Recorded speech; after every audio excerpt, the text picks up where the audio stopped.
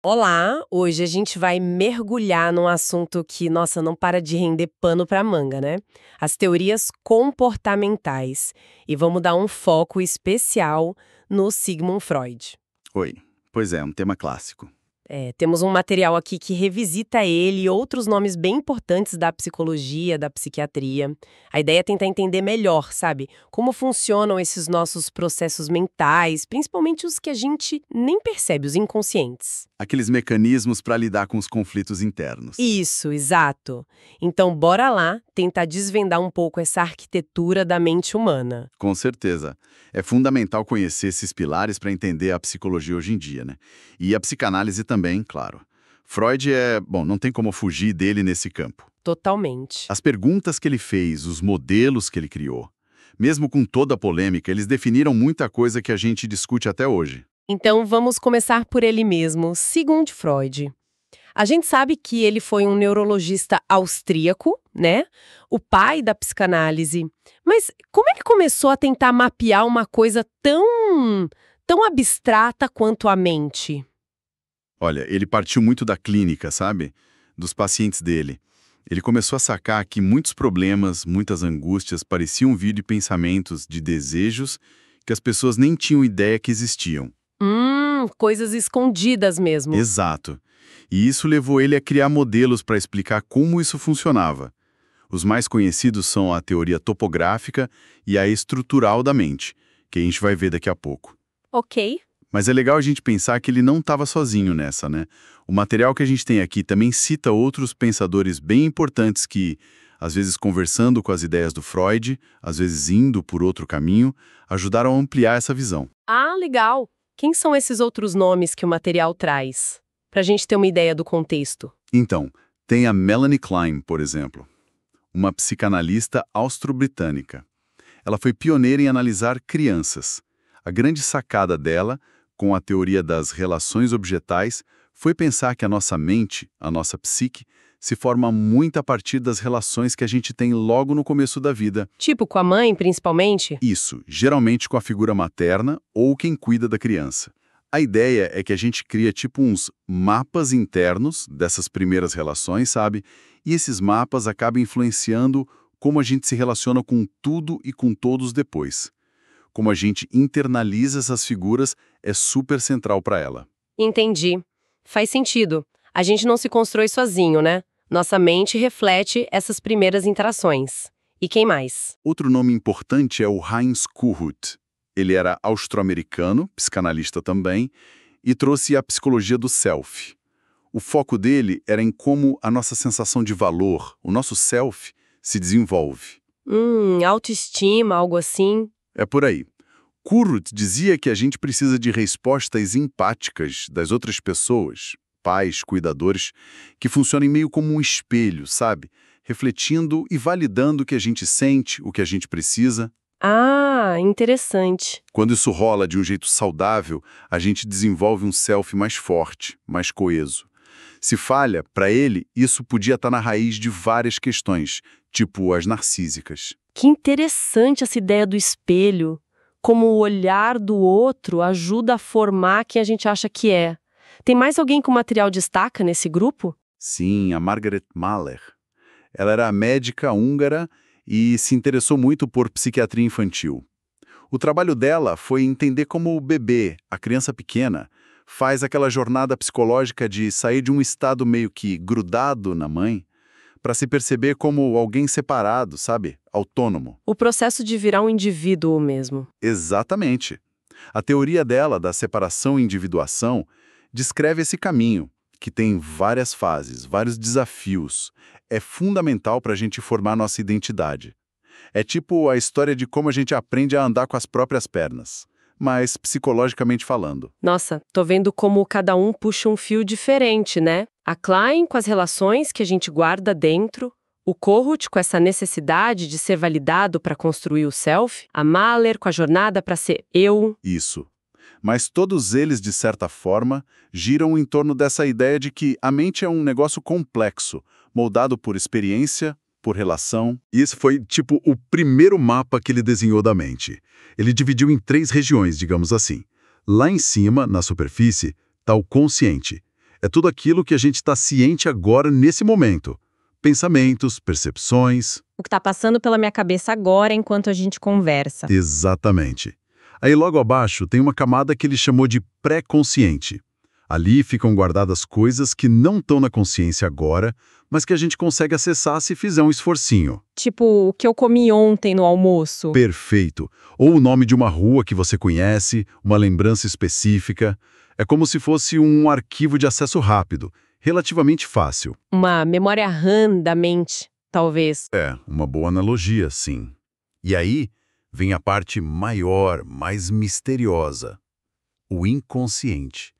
É aqui que Freud colocou a maior parte da nossa vida mental. É aí que o bicho pega, então. É onde ele achava que morava o grosso da coisa. Pensamentos, memórias, medos, desejos, impulsos que foram reprimidos. Ou seja, que a gente empurrou para fora da consciência porque eram, sei lá, perturbadores demais, inaceitáveis. E a gente não acessa isso diretamente. Não diretamente. Mas segundo Freud, esse conteúdo todo exerceria uma influência gigantesca no nosso jeito de agir, nos nossos sonhos, até nos sintomas que a gente desenvolve. E é nesse inconsciente que mora o que ele chamou de pensamento de processo primário. Pensamento de processo primário? O que é isso? Parece algo bem básico. É básico e, para Freud, bem primitivo mesmo. Esse jeito de pensar não segue lógica, sabe? Não está nem aí para o tempo, para a realidade lá fora. Ele funciona só pelo princípio do prazer. Princípio do prazer. Como assim? Busca satisfazer desejo na hora, descarregar a tensão, sem pensar nas consequências. É meio a linguagem dos sonhos, das fantasias.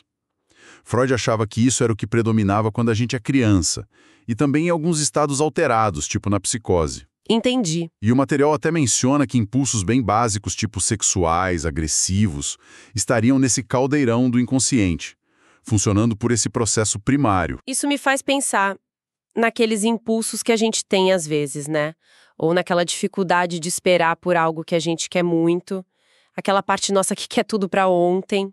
Será que é isso, esse processo primário tentando aparecer? É uma ótima conexão. Essa busca por satisfação imediata é bem a cara do processo primário. E para entender melhor como a mente lida com isso tudo, Freud desenvolveu depois a teoria estrutural. Ela não cancela a outra, a topográfica, mas complementa, sabe? Falando de 3 partes da personalidade que estão sempre interagindo. O id, o ego e o superego. Ah, os famosos id, ego e superego. A gente ouve falar tanto, né? Mas como eles se encaixam naquela ideia de consciente, pré-consciente, inconsciente? Boa pergunta. O id seria a base de tudo, a fonte da nossa energia psíquica, que ele chamou de libido. Ele é totalmente inconsciente e funciona só pelo princípio do prazer, como a gente falou. É onde ficam os instintos, os desejos mais brutos, querendo satisfação na hora. Tipo, a pura vontade sem filtro. Aquela vozinha interna que só fala, eu quero agora. Exatamente essa, sem pensar 2 vezes. Aí, em oposição a ele, se forma o superego. Esse representa a nossa parte moral, sabe? É a internalização das regras, das proibições, dos ideais que a gente aprendeu com os pais, com a sociedade. O famoso grilo falante, a consciência. É tipo isso. Ele funciona como uma consciência moral, julgando o que a gente faz, o que a gente pensa, pressionando a gente para ser perfeito e gerando culpa quando a gente acha que falhou. O superego age tanto no pré-consciente quanto no inconsciente. Nossa, deve ser uma pressão danada às vezes, né? Essa voz do tem que ser, não pode. Pode ser super exigente, sim. E quem fica no meio desse fogo cruzado? Entre os impulsos do id e as cobranças do superego, tentando achar um jeito de viver no mundo real. O ego. Exatamente. O ego, ele é tipo o gerente da personalidade, funciona mais no nível consciente. A principal tarefa dele é mediar esses conflitos todos, tentar satisfazer o id, mas de um jeito que seja realista, que a sociedade aceite e que não bata de frente demais com o superego. Ele opera pelo princípio da realidade. Entendi. É o ego que percebe o mundo lá fora, que pensa de forma lógica, que toma decisões e, muito importante, que desenvolve o que a gente chama de teste de realidade. Teste de realidade. É a capacidade de saber o que é fantasia e o que é real, o que é de dentro e o que é de fora. E olha, aqui tem um ponto clínico importante que o material ressalta. Falhas grandes nesse teste de realidade são vistas como uma característica bem central nos quadros psicóticos, pela ótica freudiana. Quer dizer que o ego estaria com dificuldade de fazer essa ponte com o mundo externo? Exato. Estaria sobrecarregado, talvez, ou enfraquecido nessa função de mediar. Nossa, o ego tem um trabalho pesado, então. Lidar com o desejo primitivo, com censura moral, com a realidade concreta. Como é que ele dá conta disso tudo sem a gente simplesmente surtar com tanta pressão? Qual a ferramenta dele para isso? Ah, aí entram os famosos mecanismos de defesa. São estratégias psicológicas que o ego usa, e o ponto-chave é, de forma quase sempre, inconsciente. Inconsciente, a gente nem percebe. Na maioria das vezes, não. O objetivo é se proteger da ansiedade que esses conflitos geram. Manter pensamentos, sentimentos, impulsos que ameaçam a gente fora da consciência, ou pelo menos dar uma distorcida neles para ficarem menos dolorosos. Então são tipo uns escudos psicológicos que ligam sozinhos quando a coisa aperta. Essa é a ideia. E é super importante dizer, usar mecanismo de defesa é normal. É saudável, até certo ponto. Todo mundo usa o tempo todo. Negação, projeção, essas coisas. Isso, racionalização, tem um monte. Eles só viram problema quando a gente usa de um jeito muito duro, muito exagerado, ou que não tem nada a ver com a realidade, sabe? Aí acaba atrapalhando a gente a resolver os problemas de verdade ou prejudica as relações. Faz sentido. E o material que a gente está vendo até menciona que eles costumam ser classificados em maduros, neuróticos e imaturos. Sugere que uns são mais adaptativos que outros, mas diz que os exemplos mesmo vão ficar para depois. Entendi.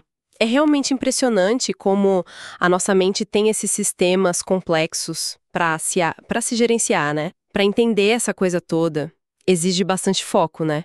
Organizar todo esse conhecimento. Quase como se preparar para uma prova importante, sabe? Sem dúvida. Falando nisso, em foco e organização nos estudos, para quem é estudante e está naquela correria para se preparar de verdade, tem uma dica. Entra agora em medicob.com.br, baixa o app e aproveita o maior banco de questões do Brasil. Tem prova anterior de tudo que é instituição, questão comentada, resumo prático, aula, nossa, e uns flashcards prontinhos para revisar onde quiser. Facilita demais na hora de organizar tanto conhecimento. Exatamente. E ter essa base sólida dos conceitos, como essa história dos mecanismos de defesa que a gente começou a ver agora, é crucial. Uhum. Seja para quem trabalha com saúde mental ou mesmo para quem só quer se entender melhor, entender os outros, pegar como o ego usa essas ferramentas para lidar com a ansiedade é um passo gigante.